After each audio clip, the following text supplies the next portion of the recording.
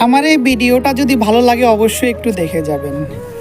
একটা দুঃখের কথা বলি, যখন মা বাবা দুনিয়াতে মানুষের জীবিত থাকে তখন কিছু সন্তান আছে তাদের খোঁজ খবরে নেয় না, একবেলা ভালো মতো খাবারও দেয় না।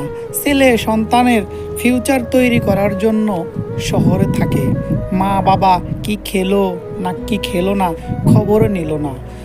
মা বাবা যদি অসুস্থ হয় মানুষের দাঁড়ে দাঁড়ে হাত পাতে, আর কাউকে দেখলে বলে আমার সন্তানকে বলো আমি খুবই অসুস্থ, আমার জন্য যাতে টাকা দেয় আমি ওষুধ কিনবো। দেখেন মা কত অসহায় হয়ে এই কথাটা বলে।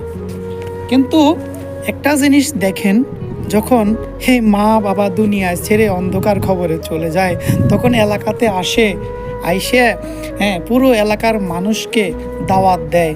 আমার মার কুলখানি 40 দিনের, গ্রামের ভাষায় বলে 40 দিনের খাবার দেব, আপনাদের সবাই দাওয়াত।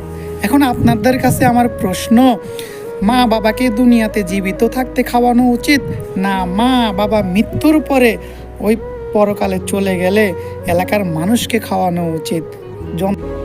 আপনাদের কাছে আমার এই প্রশ্নটা রইল, এর বিচারটা আপনারাই করবেন।